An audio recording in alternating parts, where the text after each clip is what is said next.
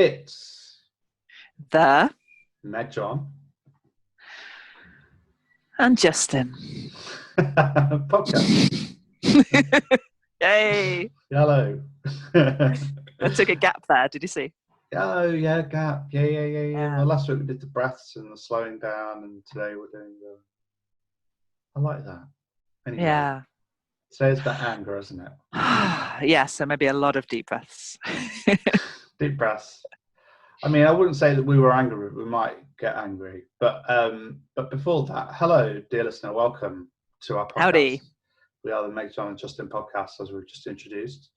We chat about sex, relationships, our relationship to ourselves. It's pretty broad. Yeah. Today we're doing anger. Feelings. Well, yeah. We're doing anger as part of our subset of feelings-related content, I guess. I've forgotten which feelings we've done. We did joy, didn't we? Did we do sadness? Ooh, maybe we didn't. I think we're thinking of doing grief and sadness, aren't we? We've done a general staying with feelings one, I think. Yeah. We've done a general one about feelings and joy. Have we done jealousy? That would make sense for us, but I'm also not sure if we've done that. We have done jealousy. Yeah, we have. Okay, I think great. we might argue. I think I might have argued that jealousy isn't a feeling, but a set of feelings. Ooh. Whoa. Controversial. That's possibly the case. But also, I think we said that it doesn't really matter to artificially delineate between a thought and a feeling. It feels like a feeling, it's a feeling, I suppose. Exactly. But anyway, you can check out our previous work on feelings if you like. But we've got a few coming up. I think we should do grief and sadness, and loneliness would also make sense at this time. We did. The slowness podcast that we were just referring to, you can find on our Patreon feed podcast. So we have a Patreon where you can sign up from just $1 a month to listen to our other feed as well. So we do 4 podcasts a month usually, and half of them are on Patreon, half are on here. So if you enjoy this, please sign up to our Patreon, patreon.com/Meg-John and Justin, and sign up to hear all of our content. We also did like 2 hours on masturbating and an excellent episode on trust. I really enjoyed that episode. Oh yeah, the trust one was really good. Useful. Yeah. Mm-hmm. So today we are doing one about anger. I just got rid of my notes. Bring my notes back. Here we go.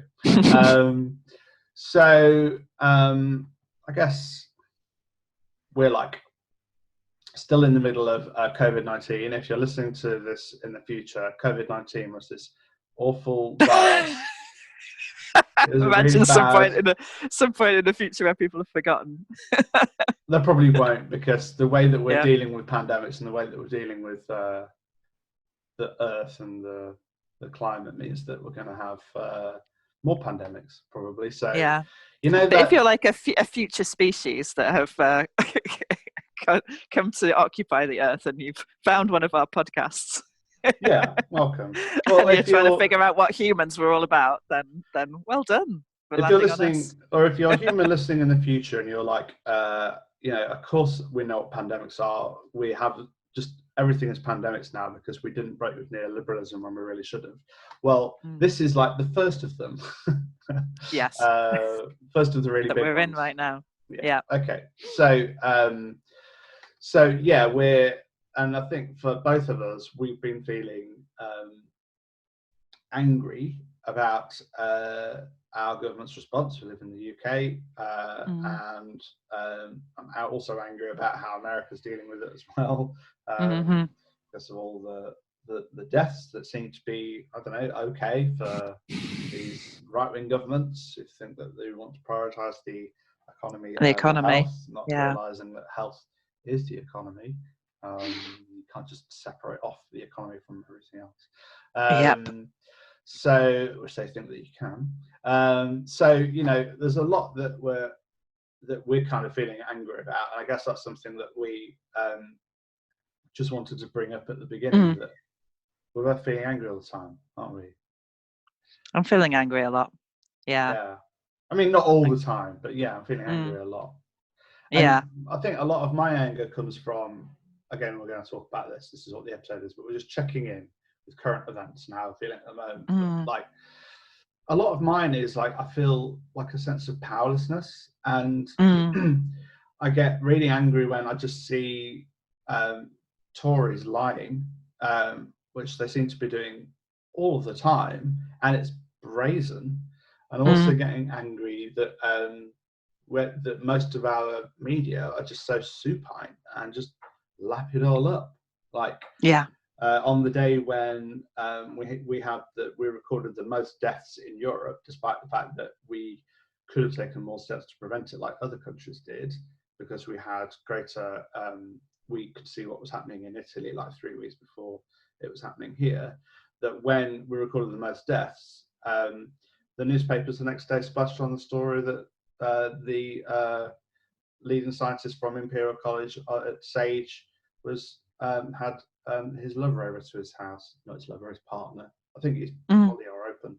Over to his house for, well, we don't even know whether they had sex, but just he had someone come over to his house, and you're not supposed to do that. It's like, there are bigger news stories than this, but I think that one speaks to what I'm more angry about, because I've been dealing with a lot of trauma through this time, and that's particularly brings you up against feelings of shame, which I'll talk about later as well. I think the things that are particularly angering me are what we've spoken about on a couple of podcasts around how the individualizing of this stuff, how it's like individuals are shamed and called out and cancelled rather than a sense of the system that's at fault. And I feel that. I mean, in the midst of all of this, there's been another horrible trans kind of media thing where the government's now, particularly unsupportive around the needs of trans people, and some demonizing of trans people yet again. And that sort of sense of the way the blame and shame culturally gets lodged on particular groups, and often the groups that are the most marginalized and the most at risk, is really infuriating to me. And the social media attacks on trans folks just never seem to end. Like, we're in the middle of a pandemic where people are dying, and transphobia has it's certainly not gone away. You would think that people might have other things to worry about or other things to get upset about, but no, this is their thing. Yeah, which speaks to kind of scapegoating and all of the ways, I guess, that people manage fear and manage their own shame by putting it onto other people and scapegoating certain groups. But it's when you feel it so viscerally, I think, seeing how that's done to you and how that's done to other people, and the impact that it has when you talk to other trans folks, for example, or other survivors, if we're talking about Me Too. It's just really very angering. Very angering. I mean, that's also like relevant to the neoliberalism episode that we did recently, which is where people think that there's a scarcity of rights, then people will discriminate against another group in order that they think that they can have, because they want to fight for their rights first. And that's that kind of scarcity model of there's only so much pie of rights to go around, and trans people aren't deserving of those rights at the moment. It's like, I hate it. I hate it. Absolutely. There's a good piece in the Atlantic I was reading this morning around how the governments are a lot sort of saying, oh, this is not the time to be talking about gender equality. This is not the time to be talking about race, when it's clear that Black and minority ethnic people are dying far more than white people proportionally. This kind of rhetoric of, that whole political correctness thing that we were doing before this all happened, or that whole identity politics thing, we need to wipe that out because we've got bigger fish to fry, as if it's not all completely interconnected. The injustice and the same about climate as well. Like, we shouldn't be talking about climate change because of this, as if it's not completely interrelated. Completely interrelated. So we won't go into all of the political issues, but we are like, at the moment, I'm feeling angry, and it's kind of it's seething. I wouldn't say I'm raging. I wouldn't say I'm furious. I wouldn't say I'm doing anything which is angry, apart from. But again, we'll talk about this. Is that, and we'll talk about this later. Is that anger fuels me at the moment? Like, anger is one of the things that is driving any kind of work that I do. And I know it sounds. I don't want to sound pompous, but because essentially I do a podcast with you, and then I run a website for young people. And I'm not in the world. I'm not trying. I'm making a very, very small contribution to trying to fight for the injustices that are making so many of us angry.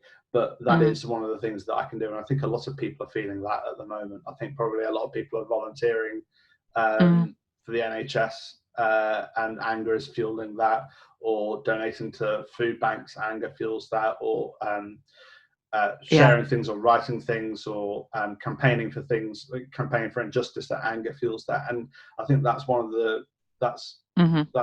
the responses to it, is that it's an energy that we can tap into. Absolutely.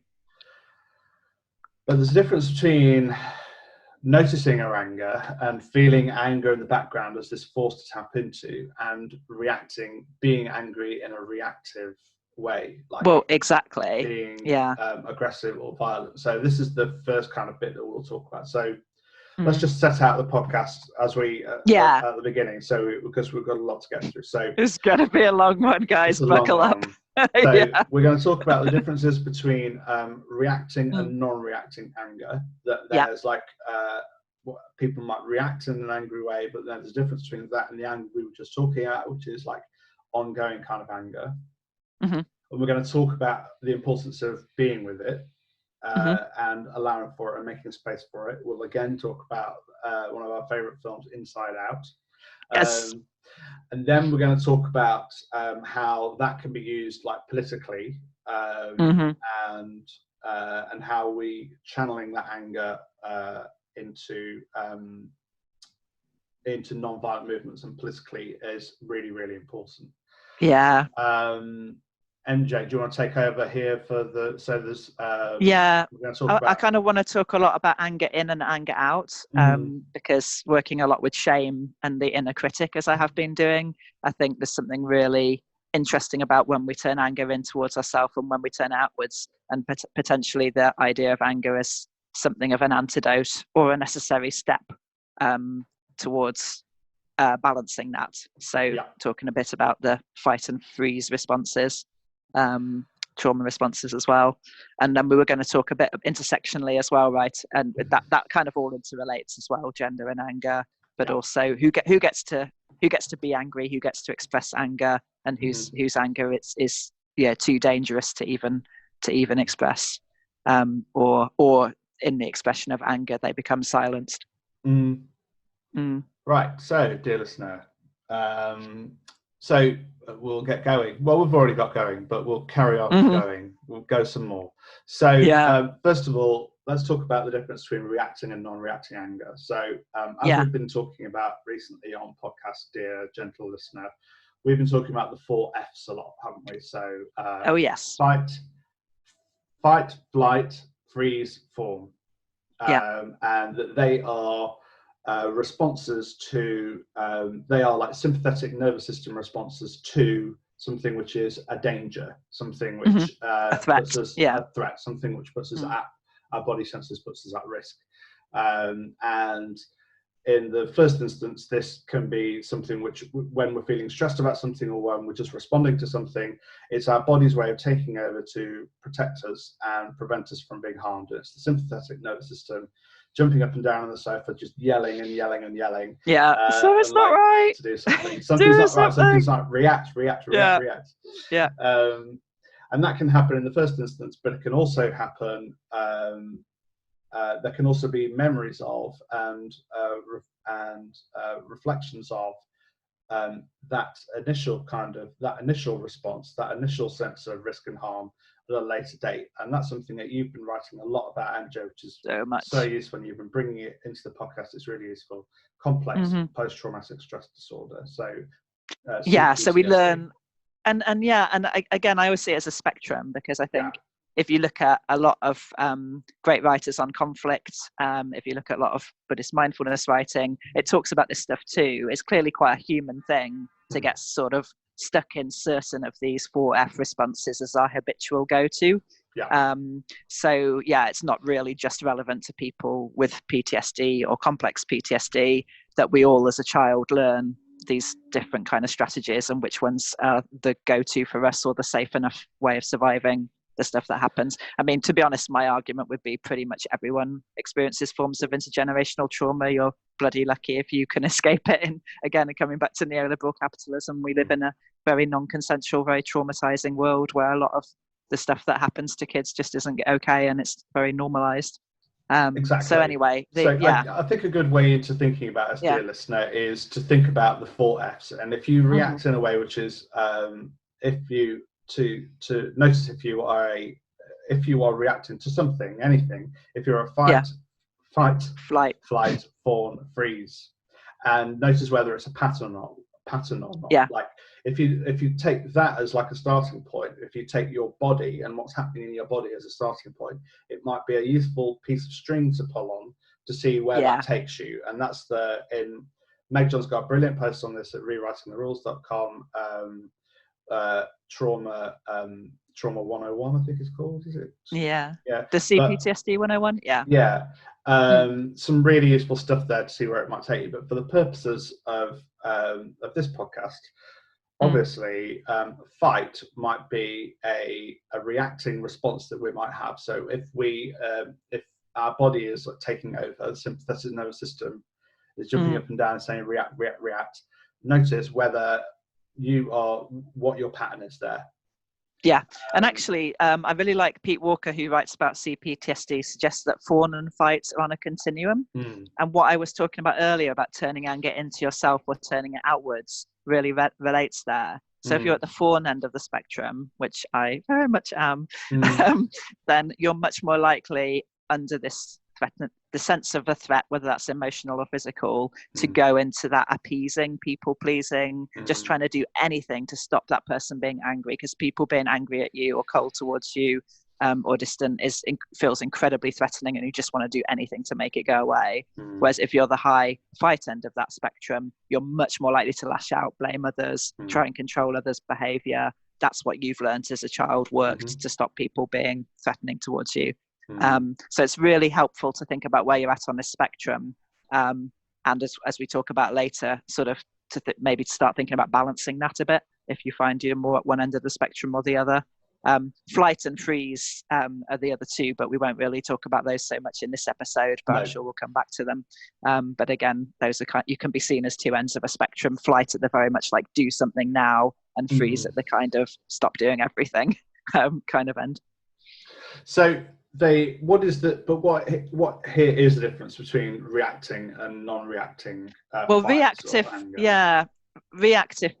is when you're, I guess, when you're angry, it comes to the sort of being with it. If you can be angry and just feel that feeling, then you're not being reactive. You're able to stay with that feeling, hold it in the kind of space we've been talking about in the slowness episode. The reactive is when it's unbearable and you have to do something with it. So that anger comes up and it's like, if you're fawn, it's like, oh shit, it's not safe for me to be angry. I can't be an angry person because then I'll lose everything. So I'm going to quickly turn it in towards myself and blame and shame myself. And it's all going to go inwards. Whereas at the fight end, you're immediately going to react by putting it onto somebody else. I don't want to feel this. I'm going to lash out. It's all everybody else's fault. And the reactive thing is you're reacting and doing something to actually avoid being with the feeling. So in a sense, anger is the cure for violence and aggression, because if you can be with it and not repress it and not active it out, then it's safe enough. It's the sense that the anger is really unsafe that is what results in us pushing it all in or pushing it all out. I guess this is where like the idea of like anger management comes from, stuff, doesn't it? Yeah. I was actually doing my God. I was actually doing some reading. Sorry, I'm looking at myself in the webcam. I was doing some reading yesterday about a post I'm doing for Bish about domestic violence prevention programs and programs focused on perpetrators. And one of the things that, it's a very under-researched area and not enough work's been done into it, which is a shame. One of the things that practitioners have kind of worked on is some kind of idea built around the idea of timeouts.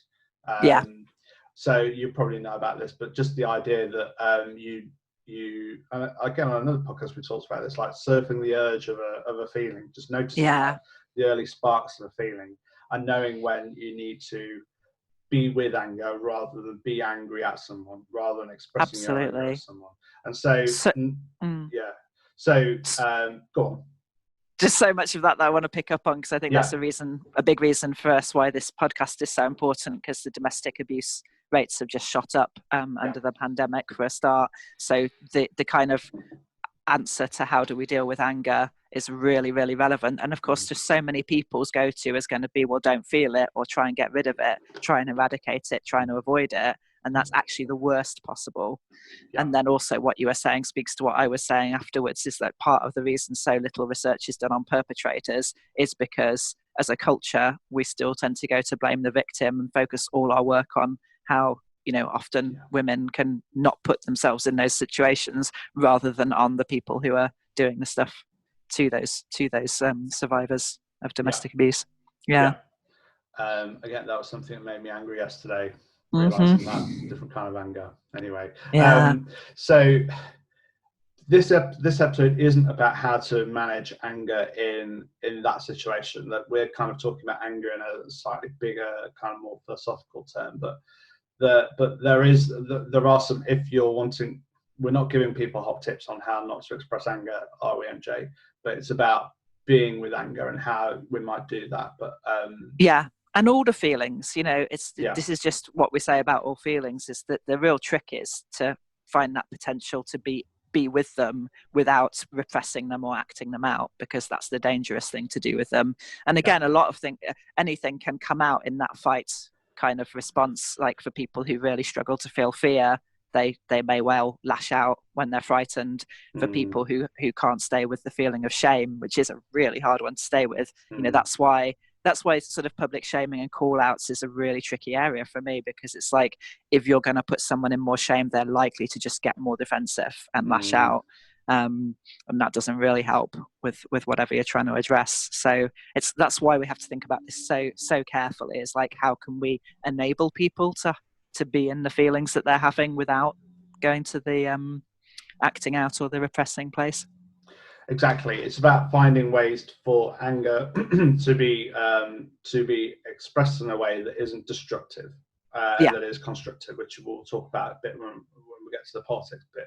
And I think because as a culture, we're so bad, it's the so-called negative feelings that we're told we shouldn't be expressing. So as kids, most of us get that message that it's not okay or not safe to express anger or to have it. It's really repressed and denied.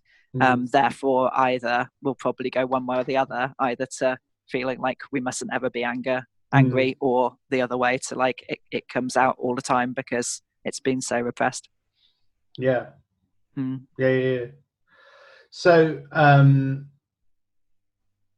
should we talk about Inside Out, which we talk about every time we talk about feelings? So Inside Out is a Pixar film we think everyone should watch. No should stories, but you should all watch this. It's so good, but be prepared to cry a lot. Goofball Island. I've not watched it that many times. I don't remember everything. The dismantling of Goofball Island is one of the saddest things ever depicted on screen, I'm just going to say. I have such a bad memory for things. During the pandemic, everyone's like, well, watch new things. I'm like, I've got such a bad memory. I can watch old things. And nice. It's great. What happened in this episode of Inspector Morse? I have no idea. I've seen it Inspector Morse, though. He gets angry sometimes. He does. Let's not talk about that. So in Inside Out, there are 5 core emotions: joy, sadness, anger, disgust, and fear, I think. Yeah, that's the ones. Yes, and I have watched it repeatedly. Yeah, and I had to read the plot again to remind me this morning. And in Inside Out, joy and sadness get detached, don't they, from the rest of the feelings? Yeah, they get kind of cast out. I mean, the idea is that they want to cast out sadness because they feel like they've got the message that it's not okay to be sad. The person that the emotions reside in, Riley. But unfortunately, joy gets cast out as well by mistake because they were trying to be all joy and no sadness. That's right, and you can't do that because you need sadness as much as you need joy. Yes, this is the message of the film. That's the message of the film. And then anger takes over, and then it's a disaster for a while, and then it's a happy ending, which is nice. Yeah, well, this is it, this imbalance, isn't it? And I guess that's what's happening often with these survival strategies as well. That's what we're learning, is some of the emotions are not safe to experience or express, so we do actually cast them out, and that leaves us with a limited array. We don't. It's like painting without the full palette of colors, right? Yeah. But exactly. So I was kind of thinking about, so anger was kind of represented as somebody, so all of these emotions, even fear, disgust, and anger, they're not seen as positive or negative. They are just, there's no inherent like value placed on them, that they all are potentially useful, and they can give us useful information or do useful things. Really important. Well, they're vital. I mean, we see the entire psyche collapse basically without any of them. Yeah. So what would happen to us if we just disavowed anger all of the time? If we were like, if there was an Inside Out 2, if we just said, okay, anger, you have to just go sit over there. We don't listen to anger anymore. We only listen to joy, sadness. I can speak to this very easily, because welcome to my world. Like this actually happened to me, although sadness was pretty much cast out as well, and fear didn't get a very good. I'm not sure about disgust, but I think this is really the work I've been doing around the inner critic. I think that if you cast out anger, if you're not allowed to feel angry, you can almost imagine like this, like the little character in Inside Out gets cast out into the ocean somewhere, and it turns into a giant monster that just puts it all back on you. So if you try and get rid of anger, you become only able to be angry with yourself and blame yourself for everything. So this would be one of the vital reasons why anger, or the inner critic, or however you want to conceptualize it, needs to be brought back into the system, because then you can balance that and you can be able to feel anger out. It leaves you as well with no boundaries, because if you're because if you're angry with yourself, then you would want to let other people walk all over you. You feel like it's okay to be hurt, you should be hurt, rather than actually being able to sort of have those boundaries and discern, what kind of behaviors from others are okay and what kind of ones aren't. It sort of leaves you without boundaries, really. In Inside Out, the anger was talked about as being somebody who really cares about justice, and that's the thing, isn't it? That if someone is treating us unjustly or non-consensually or not fairly or not seeing us, then without anger, we can't form a boundary and say, hey, no, no. And what you may find as well is that sometimes it does come out like, under extremes, you do flip and you do manage to be angry out, but at those times it's really uncontrolled.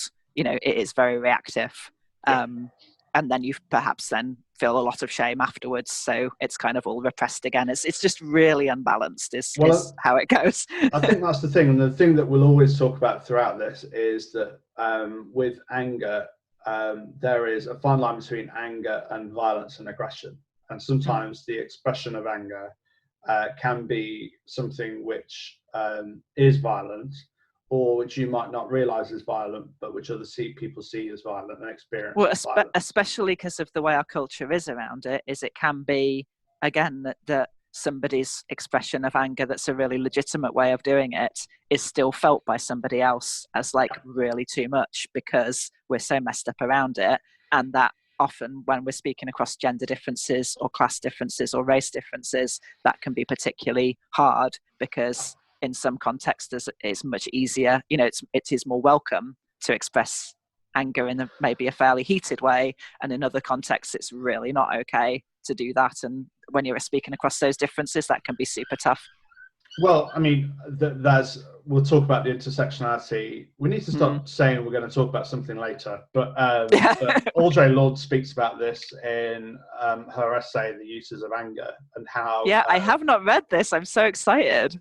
It's in the same volume as The Uses of the Erotic. It's in Sister Outsider. You can also... Awesome, it is also available online, but again, Sister Outsider, I've got it as an ebook on Google Play, and I kind of go to it. What would Audre Lorde say about this? And she says lots of wonderful things. And basically, she talks about how it was basically not okay for women of color to express their anger. Particularly in white-dominated feminist movements of the 70s and 80s that Audre Lorde was speaking in, particularly in academia. Might read some. There's a couple of useful quotes from this I might try and bring up. But please do. I was going to say as well, for those who are wanting a recent analysis of this, I think Alison Phipps's new book around feminism goes into very much this territory of like the people who have critiqued the mainstream white feminism over the years, like people of color, lesbians, trans women, have all experienced this trouble of like this kind of nice feminism, and them being portrayed as the kind of angry, difficult, you should be quiet and not be angry. Well, this is a quote that really explains that really nicely. So she's giving examples here of times where she's being angry and how it's been received. So she says, I speak out of direct and particular anger at an academic conference, and a white woman says, tell me how you feel, but don't say it too harshly or I cannot hear you.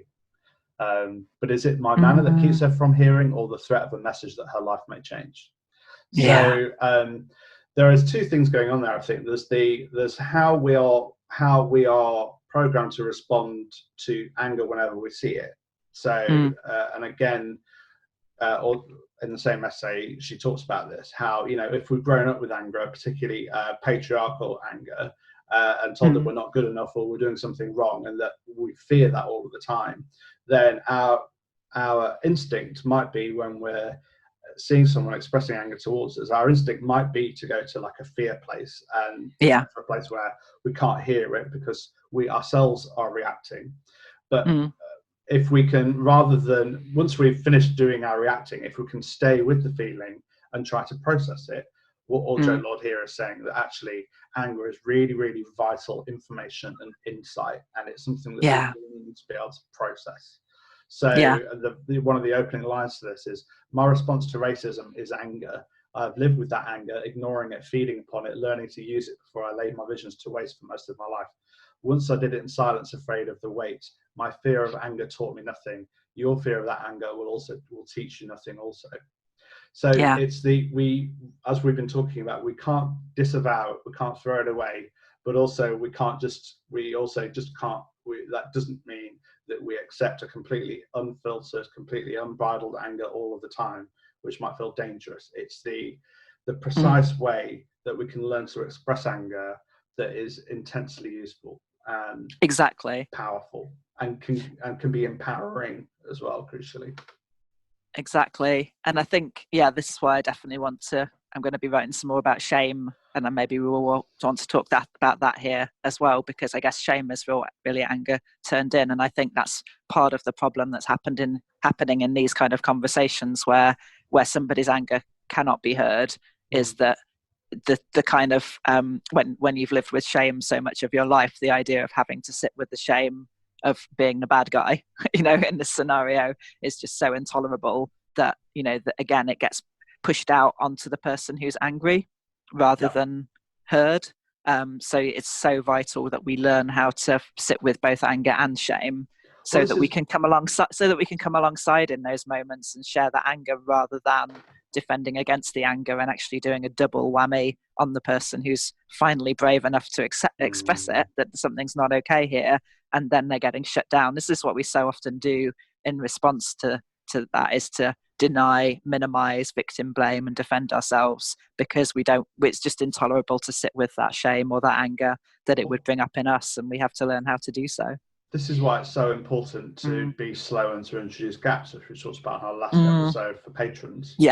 Is that we have to be able to build that in, because I think throughout much of our day, we might be reacting without even realizing it. And reacting isn't necessarily, that's not necessarily a bad thing, but we need to make space for it. And if we live with someone, or we spend a lot of time interacting with someone, and we're just constantly reacting at the other person, we're never really hearing them or listening. And so we're also never really listening to ourselves. And also, there's no opportunity for learning. There's no opportunity for growth.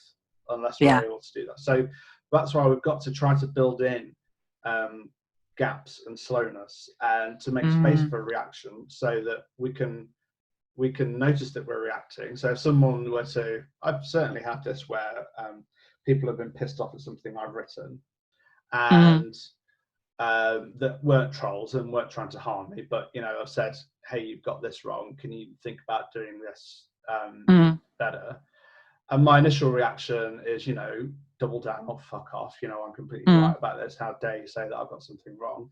And then so long as I'm having that reaction by myself, which might be like fear and anger and sadness, and then I come back to it and it's like, actually they've got a point, now I'm going to do some more reading about this and check in about this, and then I've learned something. And so if we can divest ourselves of the shame that goes with those things, that's the really, I think, really important for me. Really important. But it's also like a big if, because I think it's such a hard one to stay with. The shame, really, really complicated. And again, it comes back to the neoliberal capitalism culture that we were talking about before. Like, it literally is premised on teaching people that they're lacking, there's something wrong with them, they're a failure. So we're drenched in that, which makes it really hard to sit with this stuff. And again, there's this real sense that if you do anything wrong, then you're a terrible person. That's where we have to really like disconnect that sense that bad behavior from bad person, I think, so that we can sit with the fact we fucked up. And this is the issue in feminism, is like, you've got a whole bunch of people whose entire movement is based on the ways that they've been hurt by patriarchy, but then somebody comes along and says, you're hurting us, you're hurting black women, or you're hurting trans women, or disabled women, working class women, all of the ones who've been excluded from mainstream feminism, right? And it's double down. How can you tell me, who's been victimized, who's been marginalized, that I'm the bad guy? It's like, nobody wants that.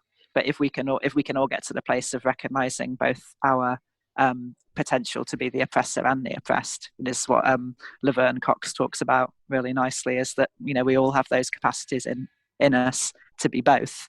And we need to change the wider culture, though, to enable people to sit with those things, rather than that idea that you have to present yourself as all good and no bad. Yeah, definitely. Which I'm lost now as to which part of the notes we're going to, because there's another thing to say there about movement. So how this energy that we could of anger can be tapped into. So again, Audre Lorde talks about a symphony of anger, which I think is like a beautiful phrase, and she says that she deliberately says it's not a cacophony of anger, it's a symphony of anger of women who have been ignored and made invisible and oppressed and have rights denied. And I'm not going to read the quote out, but that's the general gist of it. But that is potentially really powerful. And also, Judith Butler's been talking about this. Look at me name dropping today. Judith Butler's been talking about this in her latest book about non-violence, and she's been talking about how she sees rage being channeled into modern day movements really effectively, like Black Lives Matter and Me Too movement. They're both not, of their essence, non-violent movements, and but it is anger that is driving them, anger at injustice and powerlessness, but people coming together in a symphony of anger to say this is no good. And actually, it's a fight that's still ongoing, and and politics is looking quite depressing generally at the moment, but certainly Me Too and Black Lives Matter have really shifted where we are politically. Like racism and sexual violence against women are certainly things we're talking way more about than we were 10 years ago.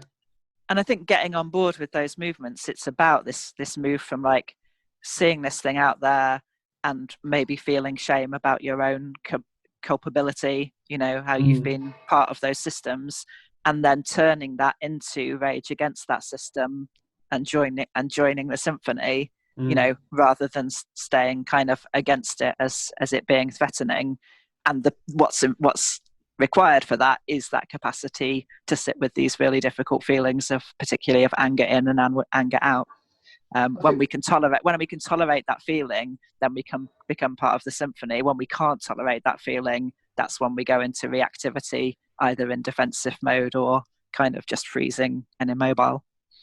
Well, I think that's how we need to be able to support each other around this kind of stuff, isn't it? That I have a lot of fear around this. I would say that the thing that polices my what I do with anger is fear.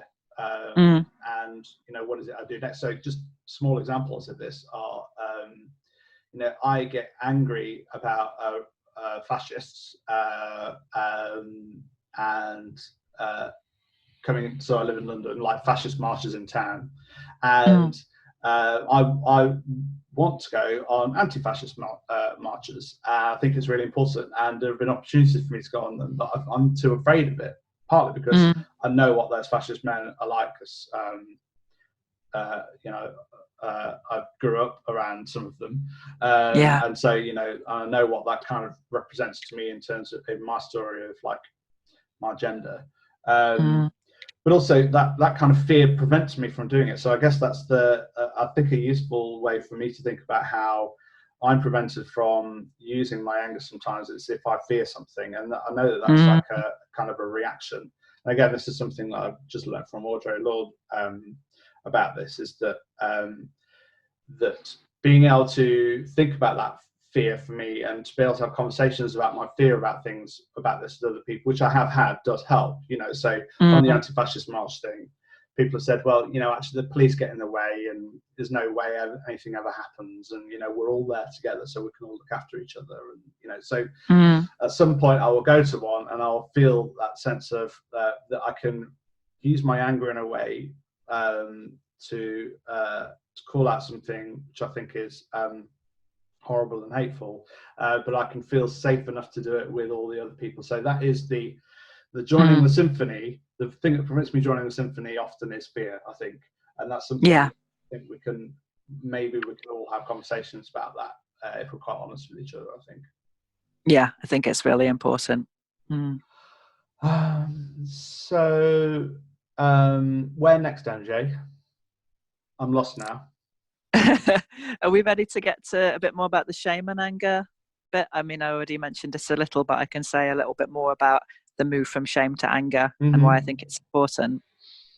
Yeah, so I noticed recently, the feeling I'm definitely struggling the most to stay with is shame. It feels so hard to be with, and then of course everything I do is to try and avoid it, makes it louder.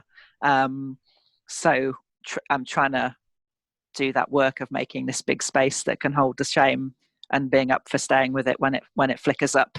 And this idea again, like with anger in or anger out, if you can stay with it at the flicker point rather than when it's gone to a flame, or the flame point before it's gone to a fire, it is easier. If you get used to being with the smaller versions of it, then it can become more tolerable when the really big versions hit. Albeit it's totally okay to just really struggle with it for a while, because these are really, really hard feelings. But what I noticed was, staying with shame a little enabled me to move a little closer to, where are these feelings of shame lodged? Like, what kind of memories bring it up? What kind of people would I not want to run into because I would feel swamped with shame around them? And I noticed like so many of them were people who've hurt me, or situations where I got hurt, like situations of bullying and situations of sexual violence. And it just really occurred to me just, how much of the shame that those people should certainly feel regret, and certainly those people were the ones who did the bad thing, not me. But I'm like carrying their shame, and it really, that's where the shame shifted for me into anger, was like, oh my God, how much I'm carrying that's other people's, that somebody's done badly to me, but because of this way that we're encouraged then to victim blame, and I'm encouraged to take that as the survivor, you know, it's still lodged on me. I'm still carrying this weight that's really somebody else's to bear. And the rage then moved to much more of a grief and a sorrow, because, you know, that real sense of like, that's what happens everywhere. You know, that is what Me Too is all about, is just how much of the shame of this terrible behavior gets lodged in the survivors, and, you know, not in the perpetrators of it. So I guess what I'm saying is that something about rage being this really important step in that process, that if you are somebody who's you know, got quite vivid trauma experiences and is carrying a lot of shame, which is a big part of trauma, it may be that being able to move into a more outward focused rage is part of that process, and it may keep moving. And that's what emotions do. You know, when we are able to feel all our feelings, they move sort of through them. You know, you do notice they pass more easily. They don't get so stuck in one place. And it felt really beautiful, as well as painful, that move through to rage and then through to grief, of just that sense of collective pain, and, you know, collected and then collective to other movements as well, where it's not me who's directly implicated, but just like, yeah, the number it does on all of us when the thing that we speak out against that really is not okay, non-consensual behavior and violent behavior of any time, when us speaking out against it becomes the very thing that we then get shamed for and shut down for. So we've experienced the violence or the non-consent, and then we've experienced a further violence and a further non-consent on being silenced and being blamed for the very thing that hurt us. Well, that's the thing that Black Lives Matter and Me Too is all about. It's about accountability, isn't it? And it's about people seeing the harm that's happening. So there's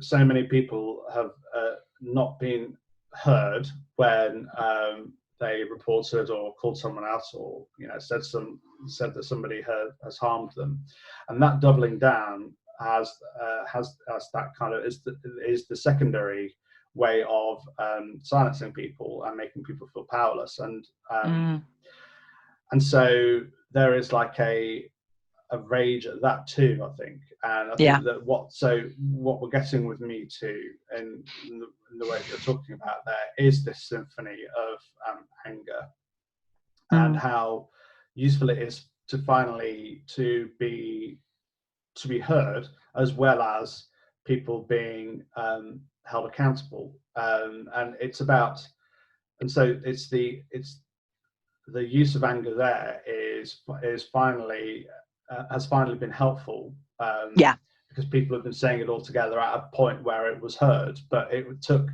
that symphony, that chorus of people being angry at the same time about the same thing to do it. Exactly. So that's a really useful way of thinking about it as something that can be mobilized. And it's micro level to macro level, right? So that, mobilizing it on a big scale, and that again helps individuals to feel more able to say, oh, hang on, that wasn't okay, what happened to me? You know, a lot of people have only even been able to conceptualize what happened to them as a form of sexual violence because of these kind of movements that have labeled it as such, because it was so normalized beforehand. But on an individual level and an interpersonal level, you know, going from that shame place to the rage place, and maybe even to the sadness place, can enable us to have boundaries. You know, so when we're in that shame place, you know, we know that we're a bad person. People get to treat us however they want. You know, when they tell us it's our fault, we say, okay, that must be true. When we can get to the rage place, we can get to a kind of like, oh no, it's not okay for people to hurt me in this way. Even if I'm part of the system too, and blah blah blah. You know, it's like, in this situation, it's just never okay for somebody to violate my consent, or to, you know, say mean things about me, or whatever it is, and we can hold that boundary. So I think that anger does an important thing there too, and if you can move through it, I think you can get to a point. I think people are very scared of the rage because they worry about being aggressive or violent. But I think that moving through the feelings in that way enables you to much more calmly and much more clearly and calmly know this is okay, this isn't okay. Whereas when you're caught in blame and shame and like really hot angry feelings that are kind of you're repressing them and acting them out, it can be really unclear. You can feel like you're in this fog, of lack of clarity about what is and isn't okay behavior, whereas moving through this process can get you to a point of much more calm clarity where you can speak kind of truth to power, I suppose.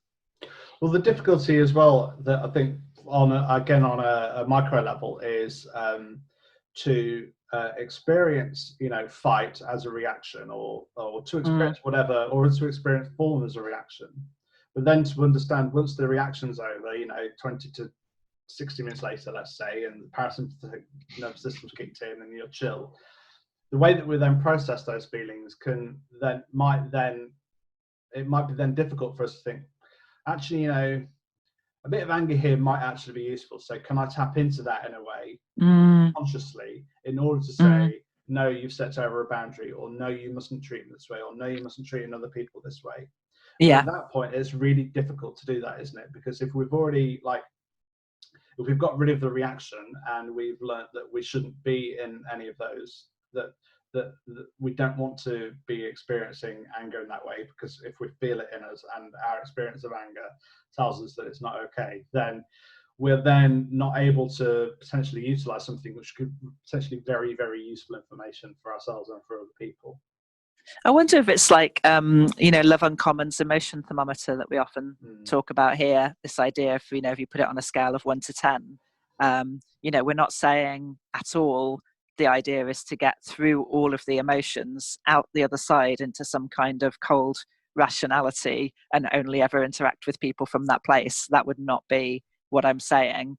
I would say it's never a good idea to, if you see that scale of 1 to 7, if you're in 7 to 10, time out, bring in the system back, like it may take an hour if you're able to sit with it.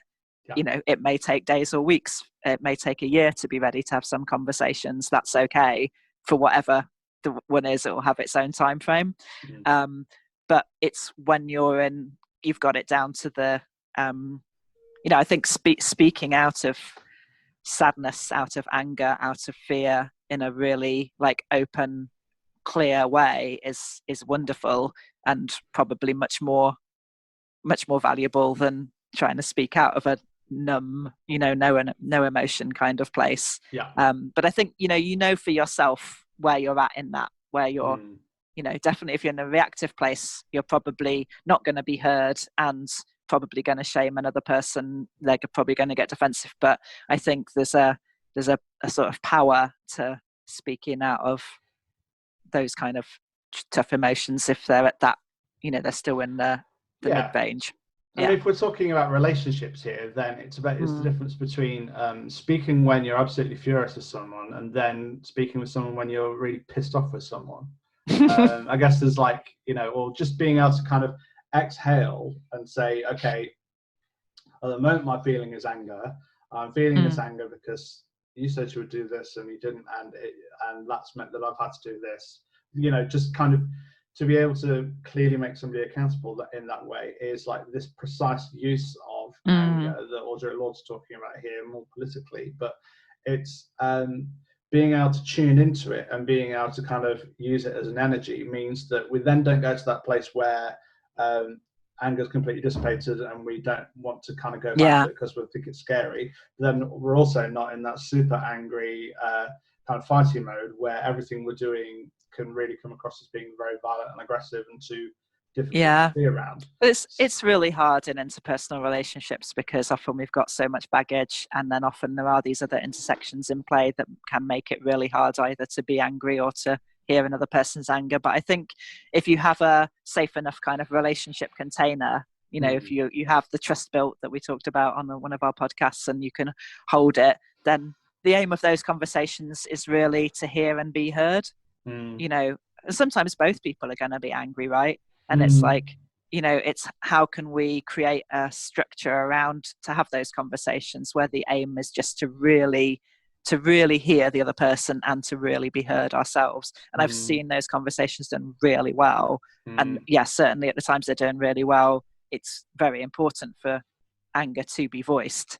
But the way it comes across is not as it's like, is your anger trying to crush another person, that's not okay. It's No. not, that's where it's gone to aggression or violence. Is it trying to say, this is how I'm feeling and I have a right to be heard in how I'm feeling? Yeah, that's really legitimate and really important. And it's worth, recognizing that given our culture around anger, that can be very hard for people to hear, and they may need a while to do so. I mean, the difficulty here, and the reason why one of the reasons why there was just so much abuse in relationships is that it's about policing and also enforcing and also extending your boundaries, isn't it? And so, if we're if boundaries only ever get extended or enforced when someone's in anger, then what we learn in a relationship is that we can only ever be angry to stick up for ourselves. Yeah. Some people might be more inclined to anger in order to get what it is that they want than another person. So how abuse would happen is that we're saying it's okay for one person to be angry but and the other not, and the other person is just kind of around the outside of the fence, just like trying to find a little bit of space for themselves and to create a smaller, an ever decreasingly smaller amount of space where they can be safe. Yet the other person is anger.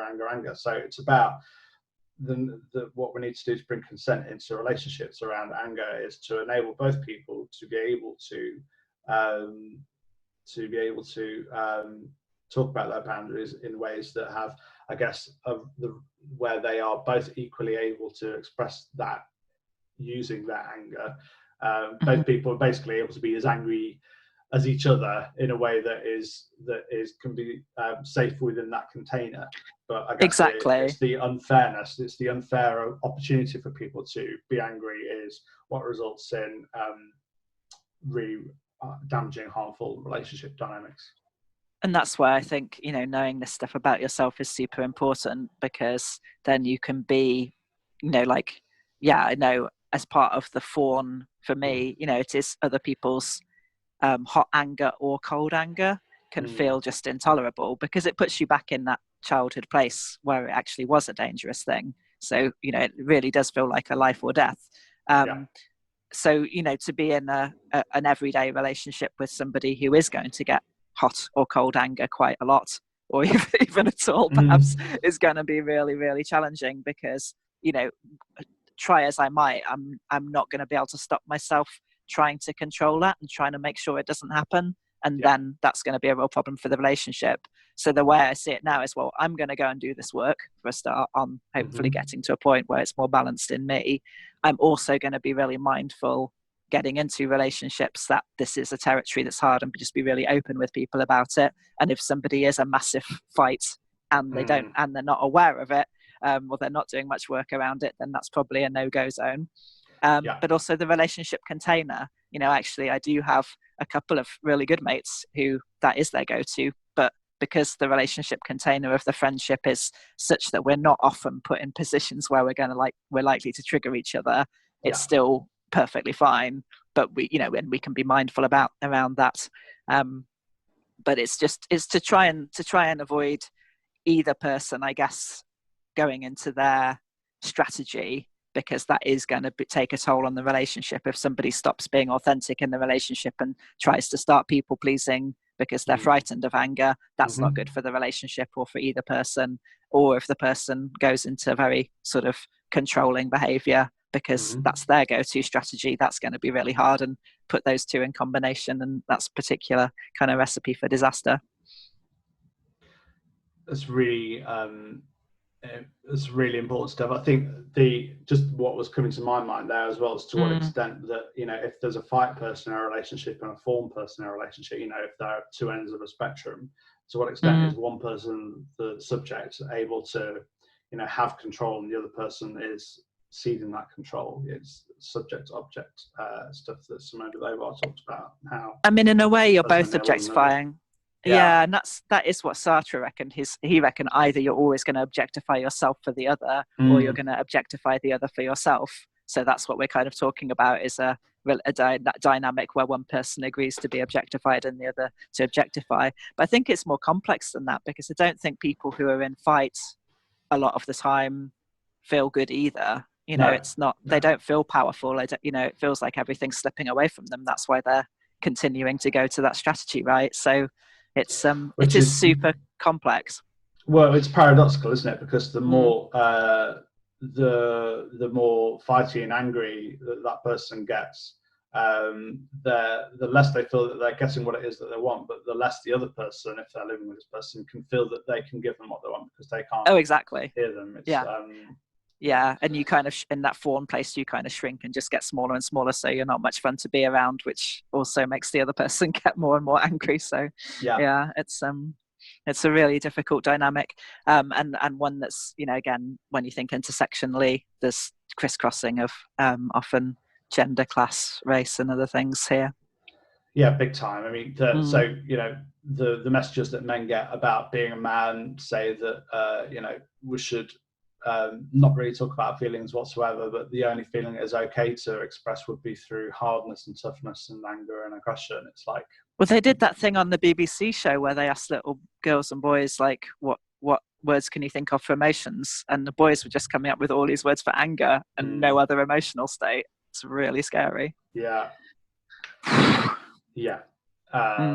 Pretty sure we've talked about that on other podcasts, but that is definitely that. But so that would definitely happen within the context of heterosexual romantic relationships as well, particularly where people are living together. But also this plays out with same gender couples too. But also, but the again, the intersectional point of this as well is that there is often a power imbalance in a relationship, and sometimes, I guess, from what we were saying earlier, sometimes the person who might have more power in a relationship might be somebody who, well, what do we think about that? Who is it more okay? Who is it more okay to show? Is it more okay for someone to be angry in a relationship if they have more or less power in the relationship based on their intersecting oppressions? Is that, or have I just gone down a cul-de-sac there?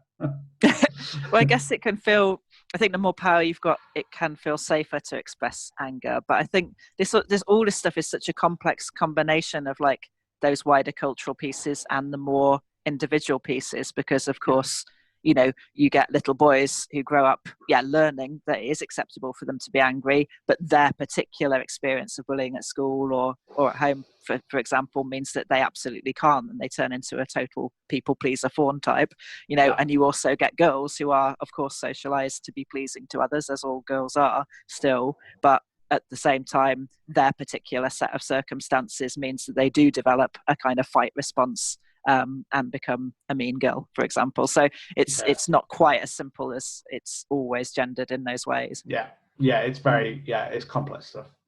Yeah, but it's good to bear in mind gendered socialization, because I think it's a big part of this. Whether you go along with it or whether you resist it, it's still a big part of the picture. Big time. Okay, so anger in, critic versus critic out. Have we done that one? I've done that. Yeah, I think we're at the end, aren't we? We've got these very long notes, dear listener / watcher, which I will turn into an excellent blog post at some point. They really are really good. The last one was particularly good. But I guess should we talk about us and just what it is that, we had a chat the other day about this, about how anger kind of drives a lot of the work that we do. Like, it certainly drives, I certainly don't do what I do for the money. And there is a sense of, that a lot of bad sex education, a lot of bad sex advice, a lot of bad relationships advice, the shitty messages we get about relationships and consent and power, anger drives me. And if I see, my response to, and our response to anger isn't to, if we see somebody's, rubbish advice or something unhelpful in the media or something, we don't dunk on it and say, look, this is terrible. But we do, I think our approach is to be affirmative and try to do good stuff, isn't it? But it's certainly a thing that drives our projects, and it's something that when we're getting angry or riled up during a podcast, that it is something that has, like, hopefully, a dear listener, you're listening to this and you think it does have we are sincere about the stuff we're talking about, Yeah, I feel like it's driven for me from a point of wanting to be a protector or a defender, with that anger.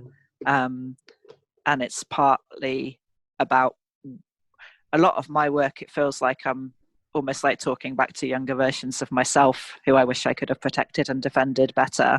And if I have the chance to protect or defend other people through this, like if they to listen to it and realize it's not okay what they're going through, and they're able to insist on more consensual behavior from others or stop treating themselves so harshly, like that's really, I think, the entire driving force. And it is in a sense then driven by anger, isn't it? Because it's seeing that stuff and feeling so angry. And I'm so angry because I just feel like the messages that are given about sex and love are the ones that are most likely to fetch people up having unwanted sex and non-consensual sex and in really abusive and bullying relationship dynamics in all kinds of relationships. Similarly, that as we talked about with neoliberal capitalism, the messages we receive about work are likely to make us really hurt ourselves in the ways that we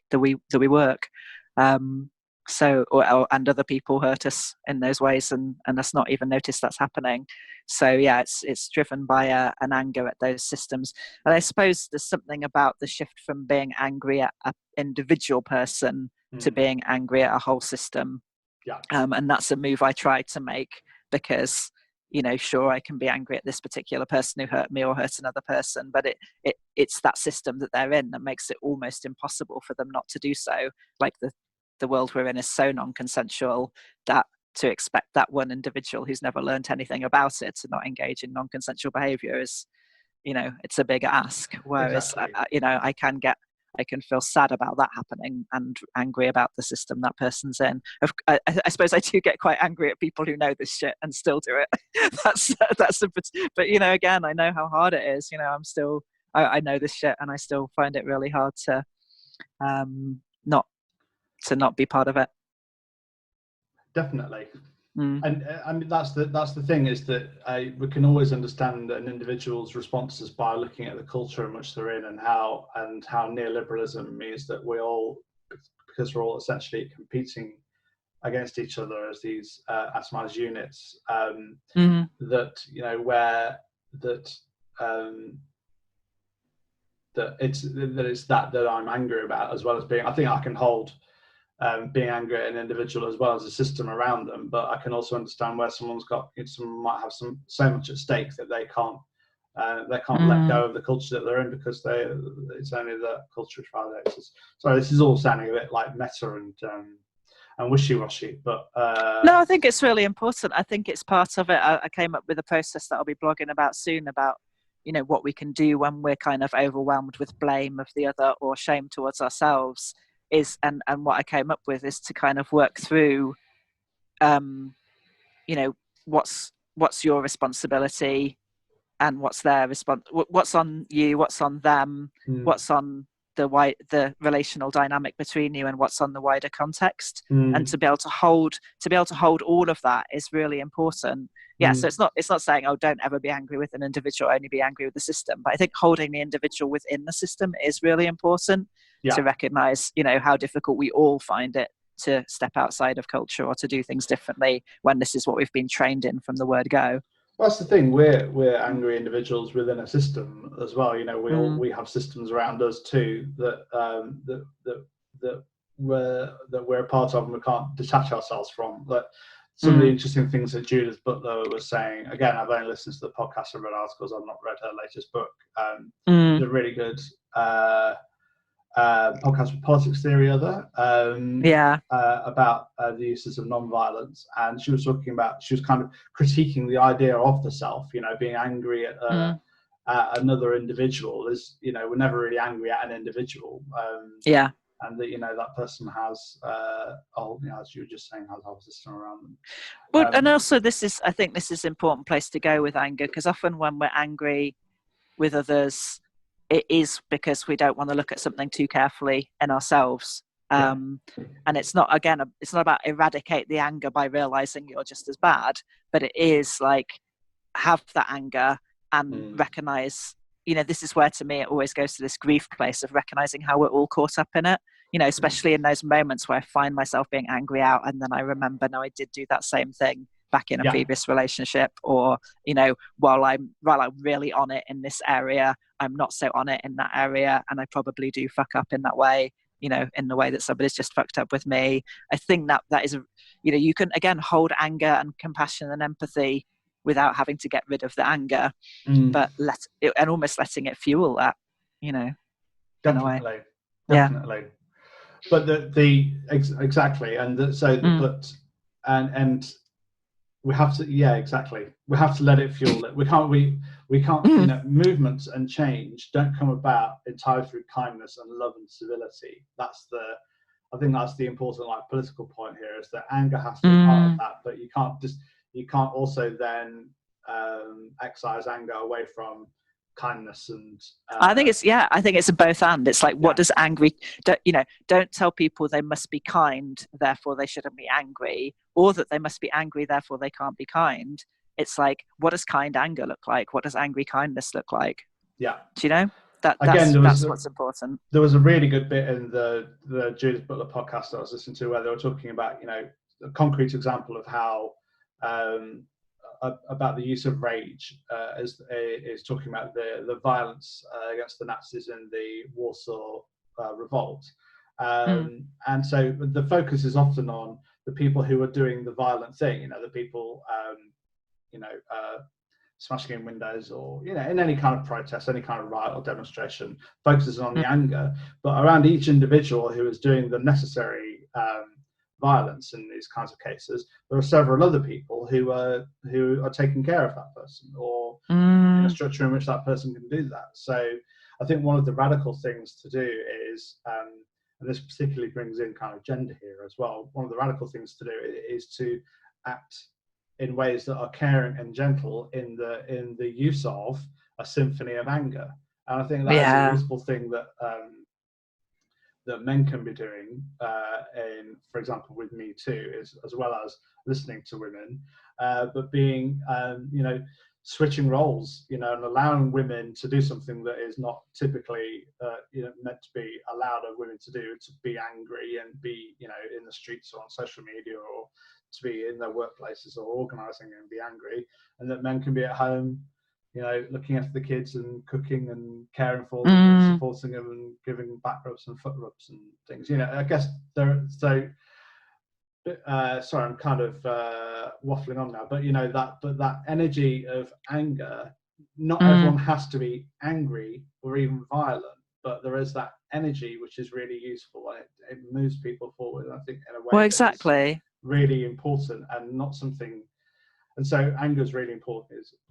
When you can support people to I think that's another thing that you can do if you're not one of the people affected, is, if we think about what our culture normally does, which is denying, minimizing, victim blaming and defending, if when we hear that somebody who's, in a group that's not our group, is saying something isn't okay, but maybe they're very tentative about it, maybe they can't find the anger, what can we do to do the opposite, to make to legitimize their experience, to say that really isn't okay, and to help them have the anger rather than the shame. Or if they already are angry, a good way of hearing it is to think, what's the opposite of doing denial, minimizing, victim blaming and defending? How can I say, absolutely, you're 100% right with that. Yes, that definitely did happen, and yes, it definitely happened for the reasons that you say it did. And it's not your fault, and I'm not going to defend the perpetrator.